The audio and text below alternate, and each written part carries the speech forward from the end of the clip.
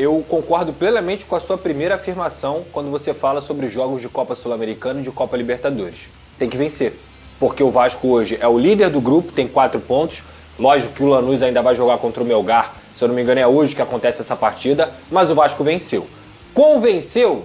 Talvez não.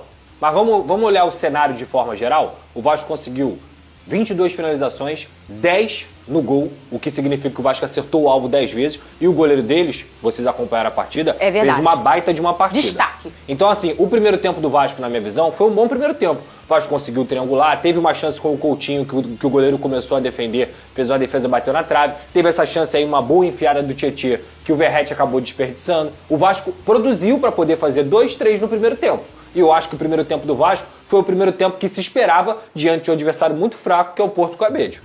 Ok, no segundo tempo, e aí o Verratti, depois a gente vai falar a parte do Verratti, ele vai lá, faz um gol que é um negócio absurdo, que ele é o inventor de gols, que ele inventa aquele gol, porque assim, ele dá 2 passos para trás para cabecear, é um absurdo, poucas pessoas no mundo do futebol já foram capazes disso, eu nunca vi, são raríssimas. Cristiano Ronaldo, talvez um Pelé da vida, que mesmo pequeno era um absurdo.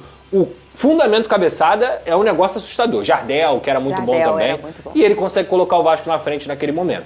No segundo tempo, o Vasco se desestabilizou. E se desestabilizou porque perdeu o controle do jogo que teve no primeiro tempo. O Puerto Cabedelo não fez nenhum tipo de finalização perigosa ao Vasco da Gama no primeiro tempo. O Léo Jardim praticamente não apareceu. E no segundo tempo, o Puerto Cabedelo começou a dar umas chegadas, a bater um pouquinho mais, que fizeram o Vasco se desestabilizar dentro da partida. Então o Vasco começou a perder meio campo, o Tietê, que estava fazendo uma grande partida, cansou um pouquinho, que é natural porque ele está voltando de lesão. O Vasco começou a errar bastante, mesmo assim, mesmo errando no meio campo e mesmo perdendo o controle do jogo, olha quantas oportunidades que a gente está colocando aí na tela. O Coutinho perdeu 2 gols no segundo tempo, e obviamente tem a ver também com as defesas do goleiro, esse aí é um deles, mas ele também teve uma que ele dominou no peito e bateu. O que eu quero dizer com isso? O Vasco jogou bem, Fernanda? No primeiro tempo, sim. No segundo tempo, acho que foi uma equipe muito desorganizada, que baixou as suas linhas, que não conseguiu ser dominante contra o Puerto Cabedelo em casa e que poderia ter saído com um empate. Ok, mas o Puerto Cabedelo também não ameaçou. O Puerto Cabedelo não finalizou a gol do Vasco de forma perigosa. O ponto pra mim é a postura que o Vasco teve no final do segundo tempo